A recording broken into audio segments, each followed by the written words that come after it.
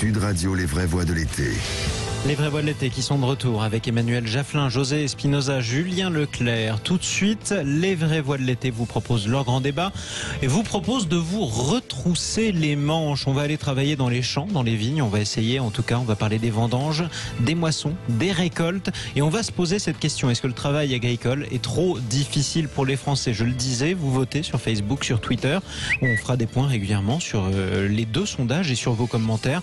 Et vous nous appelez, tiens, 0826 300 300. Que vous soyez agriculteur, que vous soyez vigneron, que vous soyez saisonnier, que vous pensiez effectivement que les Français ne veulent pas aller travailler dans le travail agricole, ou au contraire vous pensiez qu'ils sont très nombreux à répondre à l'appel. Dans les deux cas, vous nous appelez, vous avez tous votre place au 0826 300 300 et la parole est à tous sur Sud Radio. Faut quand même avoir un petit grain pour toute la journée, couper du raisin déjà.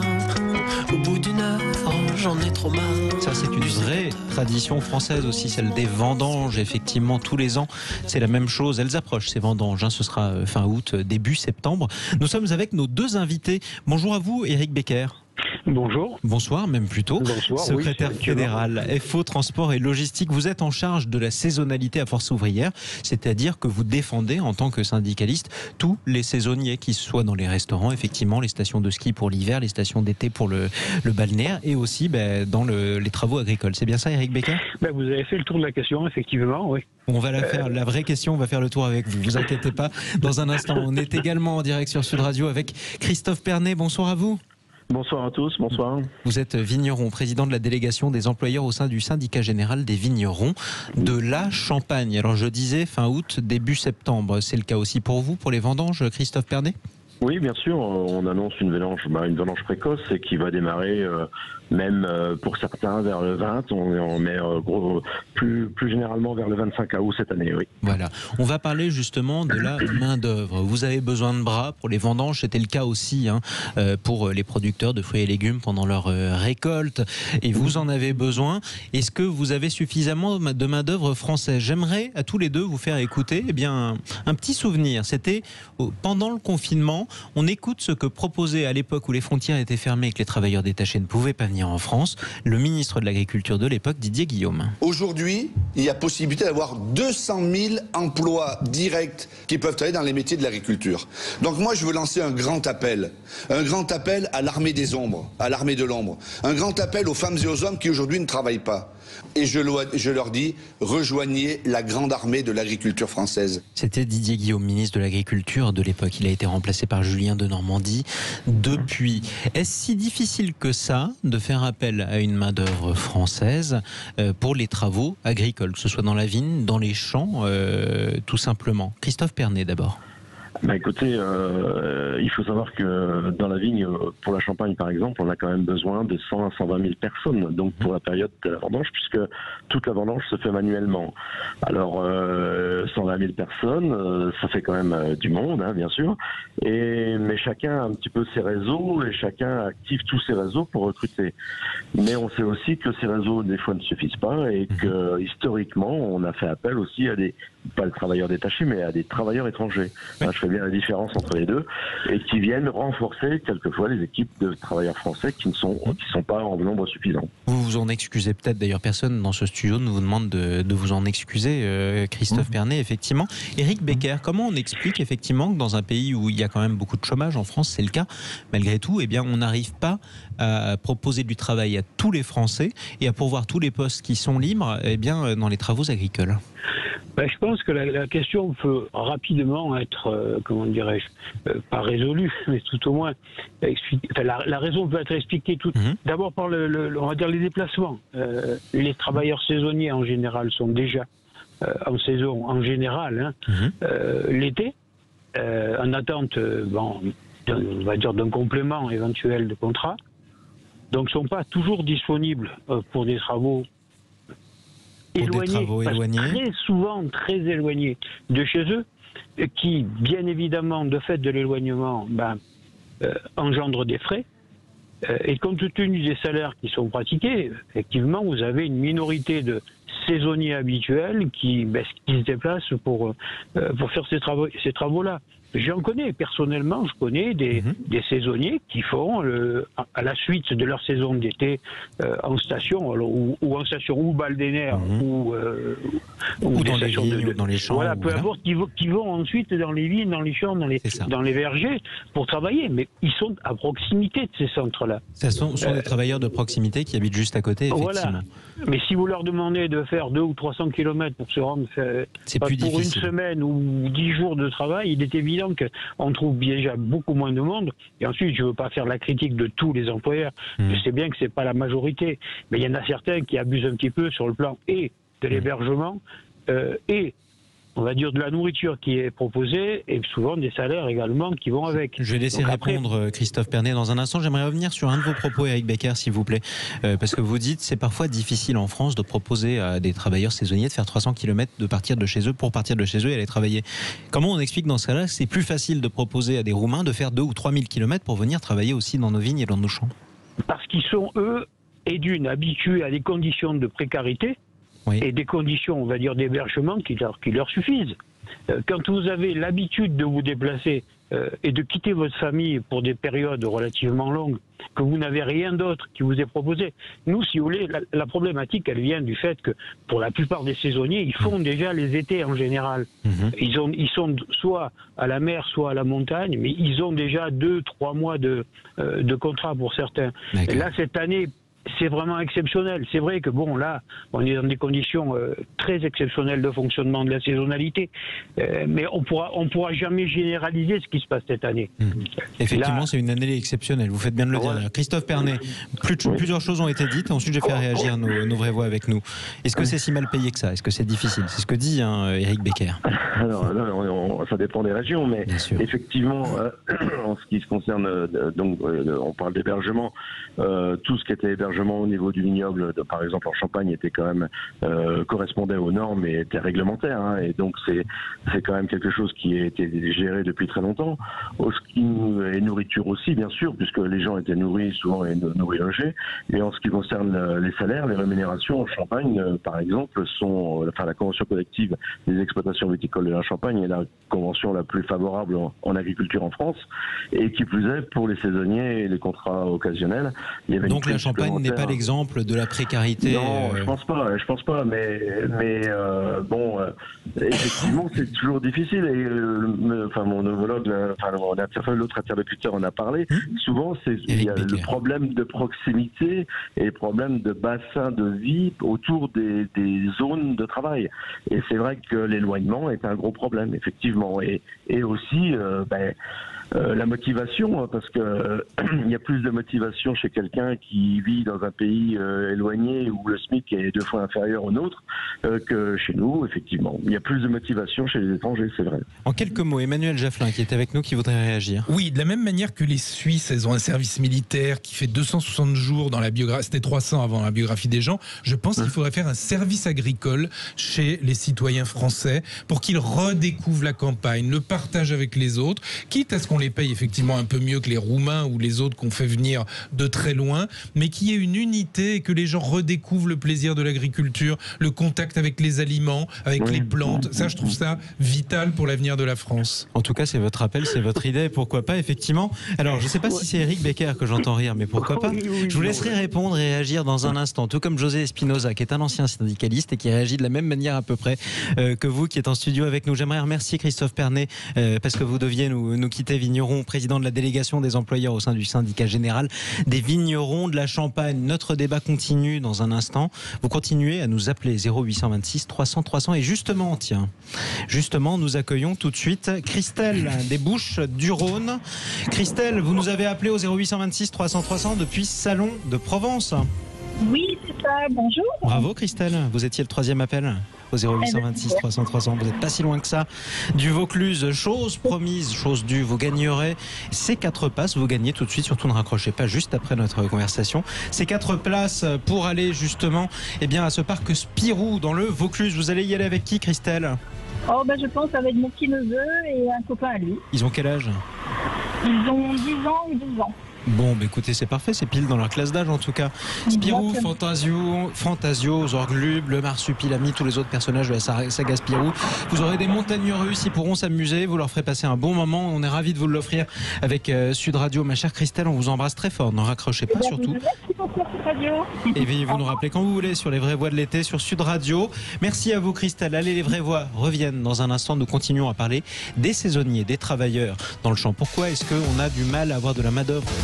Le débat est ouvert. Et le débat est toujours ouvert sur Sud Radio en général, on va le dire. Mais les vraies voix de l'été en particulier poursuivent leur grand débat. Justement, on parle des vendanges, on parle des moissons, on parle des récoltes. Est-ce que le travail agricole est trop difficile pour les Français ? Vous votez sur Facebook et sur Twitter. Clément Barguin, on fait un point ? Eh bien c'est non pour nos auditeurs. Non 73% sur Facebook, 67% sur Twitter. Et un commentaire de Christine qui nous dit « Ces travaux sont physiques, au grand air, par contre salaire de misère ». Alors c'est toujours une idée qui revient assez souvent, c'est vrai, on peut le souligner. On verra, on fera un état des lieux, on verra si c'est vrai, si c'est tout à fait vrai, avec notre autre invité qui vient de nous rejoindre, Joris Niachon. Bonsoir. Oui, bonsoir. Vous êtes arboriculteur. Vous êtes dans la Drôme, responsable de la section jeunesse à la Confédération paysanne. Nous sommes bien d'accord ? Pas tout à fait, non. Alors, je vous laisse me corriger. Je suis bien un arboriculteur dans le département de la Drôme, mais je suis responsable de la section jeune de la coordination rurale. Effectivement, on est d'accord. C'est un impair, c'est un drôle d'impair. Écoutez, c'est la soirée de mes gaffes. Vous ne les avez pas toutes entendues, mon cher Joris Niachon, mais j'en ai fait quelques-unes. Bon, j'espère que vous n'êtes pas trop en guerre avec l'autre syndicat agricole, mais vous êtes à la coordination rurale, Joris Niachon. Nous sommes toujours en direct avec Éric Becker, secrétaire fédéral Force ouvrière, transport et logistique, et en charge, lui, de la saisonnalité, donc de tous les travailleurs saisonniers. Éric Becker, il y a quelques instants sur Sud Radio, notre vraie voix, Emmanuel Jaffelin, proposait justement ce service agricole qui permettrait aux jeunes Français de se confronter au travail dans la vigne, dans les champs. Vous aviez rigolé, je crois. Un petit peu, oui, effectivement. J'allais proposer une autre formule qui pourrait être aussi la bonne, c'est de proposer à tous ceux qui sont employeurs de saisonniers, pendant les périodes où effectivement les vendanges ou autres ramassages s'effectuent, c'est de changer de lieu géographique et de prendre les salaires des saisonniers pour peut-être à ce moment-là se rendre compte de ce que représente la réalité. Alors c'est un trait d'humour qui en est un sans en être un. Je pense que la réalité de la saisonnalité, il faut l'avoir vécue pour vraiment la comprendre. Les saisonniers, en général, quels qu'ils soient, ne sont pas des feignants, ne sont pas des nantis. Ce sont des gens qui sont à la recherche d'un emploi en permanence, qui cavalent dans tous les sens pour avoir quelque chose. La question, c'est pas les saisonniers les saisonniers ne veulent-ils pas travailler? La question, c'est pourquoi sont-ils si peu nombreux en France, en tout cas dans les champs? C'est ça la vraie question. Je pense que tout simplement, comme je vous disais tout à l'heure, c'est un éloignement de leur lieu de vie. Qui fait qu'on a besoin quand même quelque part de s'extraire de son lieu de travail pour participer un petit peu à sa vie familiale. Et la plupart des saisonniers, et c'est une chose qu'on ignore aussi, déjà prennent de l'âge, parce que la saisonnalité, c'est quand même un secteur qui fonctionne encore et qui emploie du monde. Donc progressivement, au fil de la raréfaction des emplois, oui, en général dans tous les secteurs d'activité, il est évident que certains ont basculé dans la saisonnalité et ont pris de l'âge dans la saisonnalité. Donc on a une moyenne d'âge qui est beaucoup plus importante qu'avant. Ce ne sont plus des jeunes de 20 ans.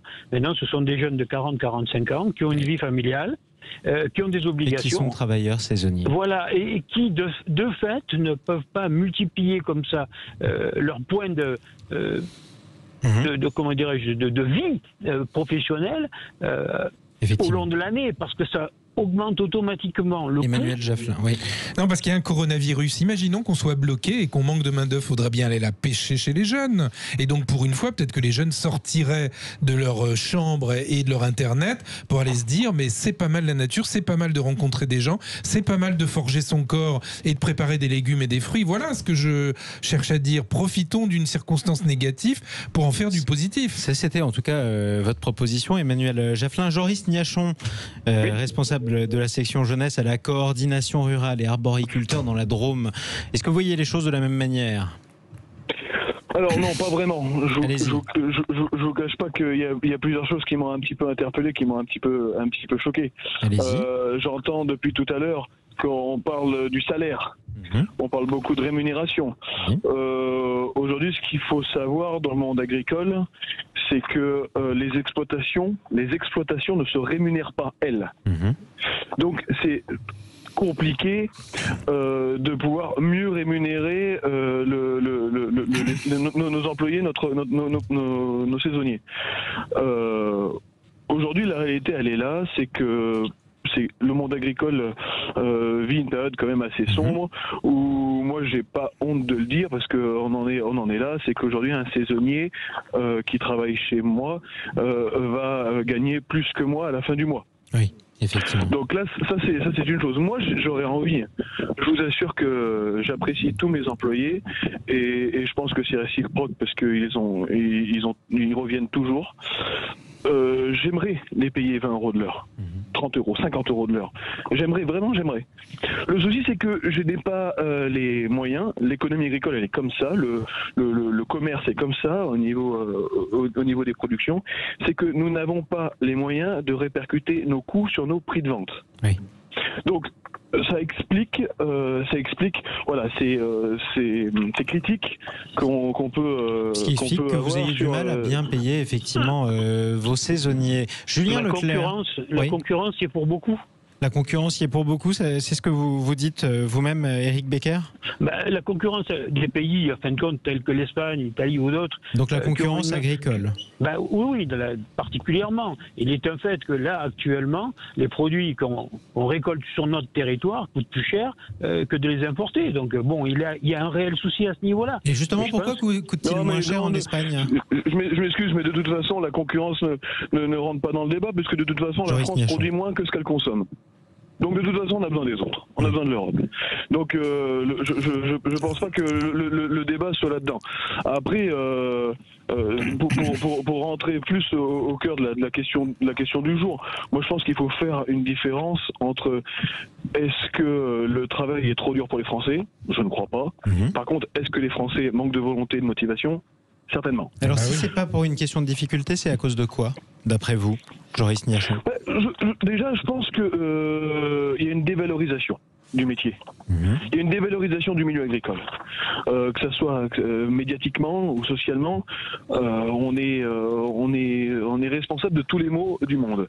Aujourd'hui, on nous tire dessus à cause de l'irrigation, par exemple. On va nous tirer dessus à cause des problèmes phyto. On est les plus gros pollueurs de l'histoire de l'humanité. Et je pense que tout ça, socialement, je pense que l'agriculteur est dévalorisé et ça fait pas envie. Et les gens n'ont pas forcément envie de s'intégrer dans ce genre de métier. Effectivement. Là, bon, c'est une année un petit peu particulière, hein, comme vous l'avez dit tout à l'heure. Oui. On a l'effet un peu Covid-19 où exceptionnellement cette année, je dois bien l'avouer, j'ai eu plus de demandes de Français que d'habitude. Bon, je l'explique via les difficultés, parce que les jeunes naturellement vont être attirés plus peut-être par des travails d'été touristiques que agricoles. C'est ça. C'est mieux payé ou alors c'est plus long? Mieux encadré aussi. Mieux encadré, vous dites, Éric Becker? Oui, tout à fait. Peut-être. C'est-à-dire? C'est-à-dire mieux encadré, moi je me pose des questions. On a quand même des normes, on a quand même une législation, on la respecte le mieux possible. Mieux encadré, je sais pas. Moi je pense que c'est vraiment une question de dévalorisation du monde agricole. On a compris votre message, Joris Niachon. Éric Becker, pourquoi mieux encadrer en quelques mots? Juste avant que je donne la parole à mes autres vraies voix, s'il vous plaît. Tout simplement, parce qu'en fin de compte, si vous voulez, lorsque vous avez des possibilités d'être reconduit d'une année sur l'autre, vous avez la garantie d'un contrat de X mois. Déjà, les contrats saisonniers habituels d'été, je dis bien, ou d'hiver, chevauchent les saisons agricoles habituellement. Donc la fin d'une saison d'été, en général, correspond pile à la saison de ramassage, soit du raisin, soit des pommes, ainsi de suite, pour certains. Donc en fin de compte, quand il y a chevauchement, les saisonniers habituels ne peuvent pas faire deux métiers en même temps. Il en est de même pour la fin d'hiver, où on a la cueillette des fraises et ainsi de suite, qui chevauchent les fins de saison d'hiver touristique. Mais le tourisme, ce qui veut dire quand même qu'à chaque fois qu'on doit hésiter entre les deux, on choisit le tourisme et pas l'agriculture. Parce que les contrats sont plus longs. Là, l'agriculture, vous avez des contrats qui sont très courts, qui sont en plus très spécialisés sur le plan, parce que, mettons, pour la taille des arbres, il faut vraiment connaître. Vous parliez tout à l'heure de jeunes qui éventuellement pourraient faire ces boulots-là, suivant les métiers qui leur sont proposés, c'est pas possible. Ça ne s'improvise pas, en tout cas, c'est ce qu'on a découvert pendant le confinement. D'ailleurs, beaucoup d'agriculteurs peuvent en témoigner, et je pense Joris Niachon pourra nous le raconter. José Espinosa. Oui, je crois que le syndicaliste Force ouvrière a raison sur 2-3 points. Le premier, c'est effectivement qu'il y a un problème de salaire qui est posé. On l'entend partout. Donc il n'y a pas de raison que chez les saisonniers, ce ne soit pas la question principale. Et le deuxième problème, qui est également un problème un peu général, c'est les questions d'hébergement. Il y a des gros problèmes qui sont posés, mais que ce soit d'ailleurs dans l'agriculture, mais aussi dans le tourisme, c'est pareil. On a le même problème. Je sais que les gens qui sont dans les stations de ski se plaignent d'être obligés d'aller habiter très loin de leur lieu de travail pour pouvoir être hébergés. Donc il y a ces problèmes-là. Et je récuse totalement l'idée émise par le représentant de la coordination rurale comme quoi les jeunes seraient démotivés.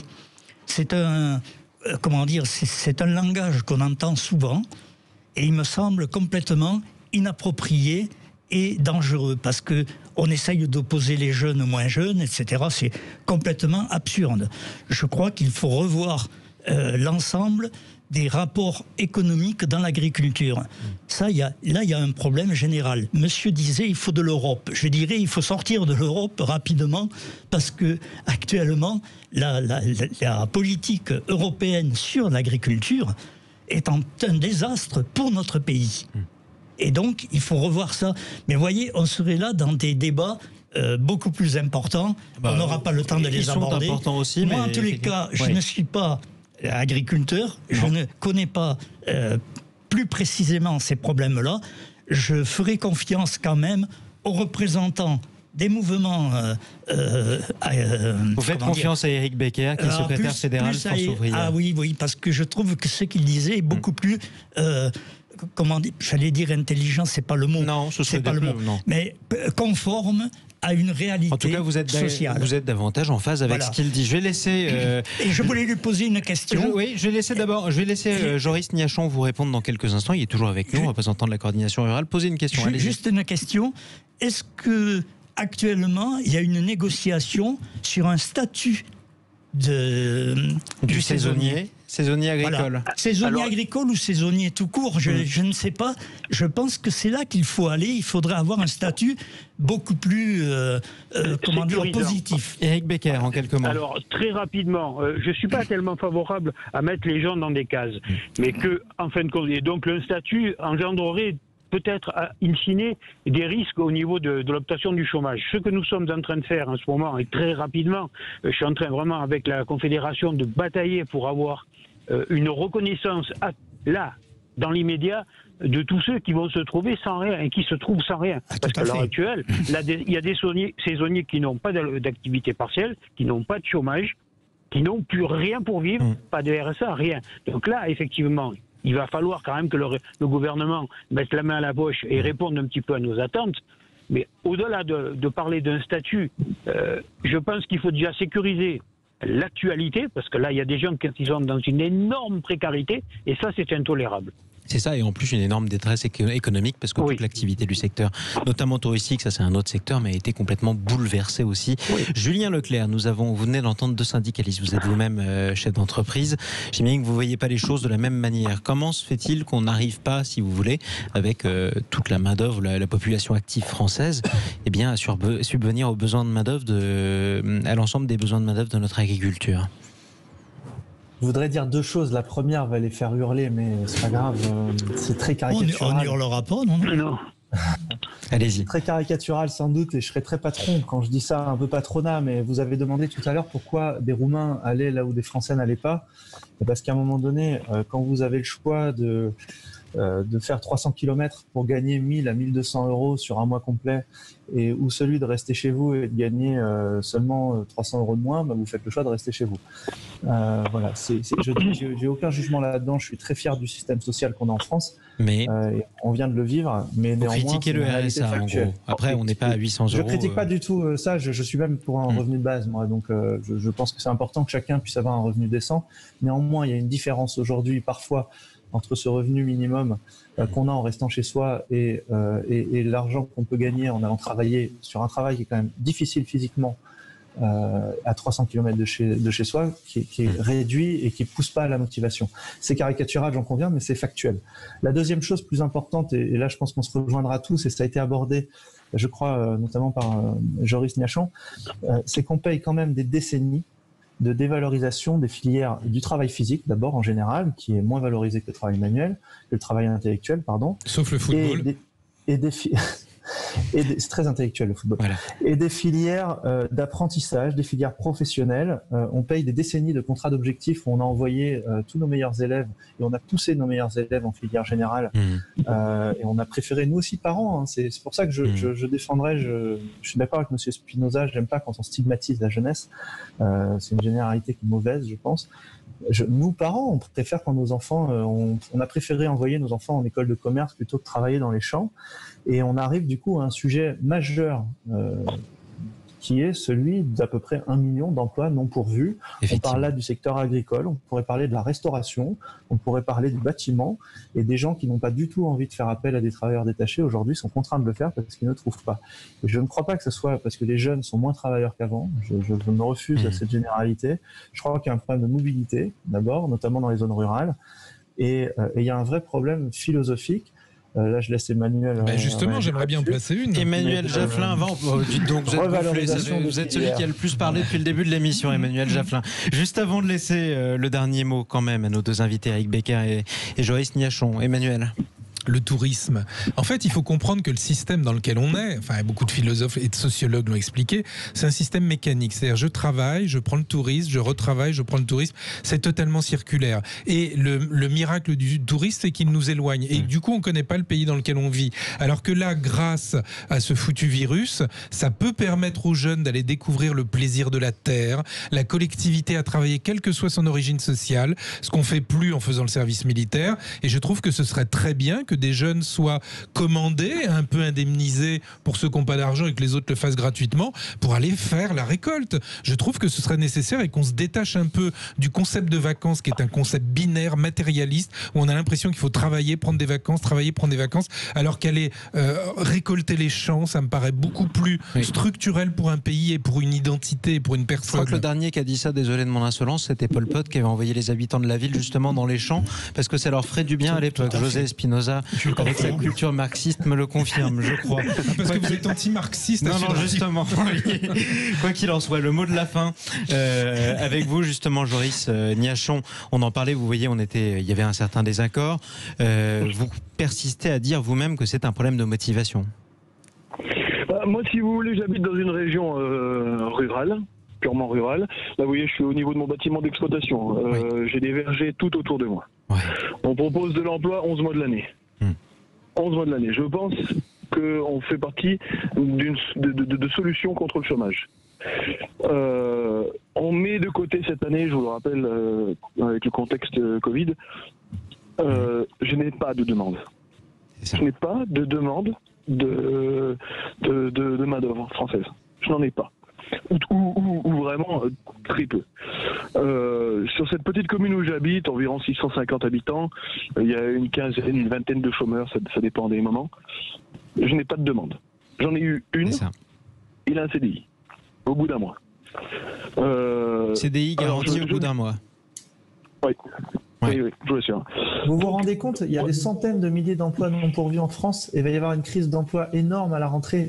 C'est vraiment une priorité absolue. Ça, je pense que le monde agricole est une solution contre le chômage. Si c'est pas un manque de motivation, expliquez-moi. Expliquez-moi, parce qu'on est capable d'offrir aux gens qui recherchent de l'emploi du travail physique, certes. Il y en a, des fois, en fonction des postes, du travail minutieux. On est capable d'offrir des postes de comptable, des postes administratifs. Pour ma part, j'ai un magasin de vente. J'ai également un employé qui s'occupe de la gestion de ma boutique, du magasin. On propose un panel vraiment large, mais voilà. Faute de demande, ça nous bloque nous dans des projets d'évolution. Ça faut bien le prendre en compte. Et puis ça c'est assez déstabilisant parce qu'on se demande qu'est-ce qu'on a fait pour pas s'en sortir, en tout cas pour ne pas avancer effectivement. Justement, on parlait de ces saisonniers. J'aimerais vous proposer d'écouter le témoignage d'Antoine qui nous appelle au 0826 300 300 depuis Montpellier. Bonsoir à vous, Antoine. Oui, il ne reste malheureusement plus beaucoup de temps, alors on va essayer quand même, on est très heureux de vous entendre. Justement, vous êtes vous-même saisonnier? Alors je suis saisonnier, oui, parce que à la base, je travaillais dans l'intelligence économique, puisque j'ai rien à voir, mais ma compagne est vigneronne, et par amour je l'ai suivie, donc en Pic Saint-Loup, à Montpellier. Et donc j'appelle parce que pour réagir un peu à l'interlocuteur précédent qui disait que le travail, alors il a fait un peu une subtilité en disant que le travail n'était pas pénible, mais qu'ils ne voulaient pas parce qu'ils n'étaient pas habitués, etc. Même si, je suis pas d'accord. En fait, le travail de saisonnier, c'est compliqué, d'accord, mais c'est surtout que le statut pardonnez-moi, il est minable. Bon, il est minable. Vous pouvez pas avoir de crédit, par exemple. C'est une banque, elle vous fait pas confiance. Fermons les banques. Alors ça, c'est nos vraies voix qui vous interpellent. Mais en tout cas, je vous assure que José Espinosa est entièrement d'accord avec vous. Et du coup, effectivement, c'est trop difficile de vivre. On peut pas construire, on peut pas acheter sa maison, on peut pas avoir d'emprunt. Effectivement, c'est assez difficile, quoi. C'est ça, pas assez protégé. Bien sûr, j'ai un copain qui n'a pas vraiment de formation, qui a quand même la chance d'être disons-le, d'être dans la fonction publique, et ça fait 10 ans qu'il a sa maison. Oui. Effectivement. Après, c'est un peu, vous prenez deux extrêmes entre la totale sécurité de l'emploi, même s'il n'est pas très bien payé, et l'insécurité complète. Et voilà, c'est ce que j'allais dire justement. Là, c'est en tant que saisonnier, c'est très compliqué. Alors moi, je sais où je vais parce que je suis employé par ma compagne. Mais au moins, vous entendez bien avec votre patronne, c'est déjà ça. Voilà, voilà. Et je voulais réagir sur 2 points très rapidement, sur un deuxième point. En fait, les saisonniers, nous on prend des étrangers, c'est-à-dire où ce sont des Marocains, je parle bien de Marocains, je parle pas de Français d'origine maghrébine. Oui, non, on a bien compris. C'est-à-dire que ils touchent par exemple 20-25 centimes en moyenne la taille de la souche. Là, je parle pas des vendanges, je parle pour tailler les vignes. Quand vous faites des heures sup, c'est terrifiant comme travail, c'est très compliqué, mais à la fin du mois, vous êtes à 2500 €. C'est-à-dire vous avez 4-5 fois le salaire moyen de votre pays d'origine. C'est ça. Et la différence est énorme avec le niveau de vie des pays d'où viennent ces travailleurs, effectivement. Exactement. En France, il va se crever la tâche, sachant que le mois prochain, il doit retrouver un boulot, parce que sinon, il ne pourra pas toucher le chômage s'il ne fait pas ces 6 mois. C'est la différence avec le niveau de vie. Donc du coup, ils viennent aussi, parce qu'effectivement, ça leur permet de gagner bien mieux leur vie, et si jamais ils rentrent là-bas pour dépenser ce qu'ils ont gagné. Merci beaucoup, Laurent, pour votre précieux témoignage. Je suis navré, les amis, on arrive au terme de ce débat. On vous posait cette question, en tout cas aujourd'hui sur Facebook et sur Twitter. Est-ce que le travail agricole est trop difficile pour les Français? Vous votez. Le verdict, Clément Barguin? Allez, on fait une moyenne des deux. C'est non à 70%. Le travail agricole n'est pas trop difficile. Voilà, c'est en tout cas entre les deux, à peu près sur Facebook et sur Twitter. Je voudrais remercier nos 2 invités. Eric Becker, secrétaire départemental Force ouvrière et transport et logistique, en charge de la saisonnalité. Merci également à Joris Niachon, arboriculteur dans la Drôme, responsable de la section jeunesse à la coordination rurale. Les vraies voix de l'été se retrouvent dans quelques instants sur Sud Radio.